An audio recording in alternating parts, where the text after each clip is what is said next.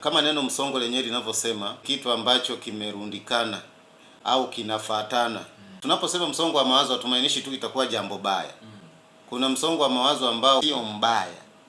Au tuseme msongo wa mawazo kwa mwanafunzi basi anayefanya mtihani. Lakini msongo wa mawazo ule unamfanya asome. Kwa hiyo ile tunaona kabisa ni positive, kwamba kama ukiwa positive unaweza kusaidia wewe kuweza kufaulu au kutoka sehemu moja kwenda sehemu nyingine. Kwa sababu tunasema msongo wa mawazo uwe mzuri au mbaya, huwa ni hisia zinazotaka majibu.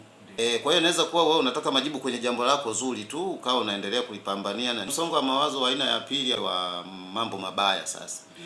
Kwamba yeye ana fikira za kuona tu sasa ni muda wa kufeli, kukoswa, yeye kuadhibiwa, kushika adabu, yani ni muda wa yeye kuwajibishwa, kuumia au kupoteza na kadhalika na.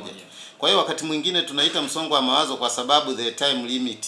Mwingine anakuambia ndani ya masaa mawili uwe umeshamaliza hii kazi. Lakini hiyo kazi ambayo anakuambia ndani ya masaa mawili uwe umemaliza, kama asingekupa time limit, usingeweza kuwa na msongo wa mawazo kwa sababu ya ile kazi.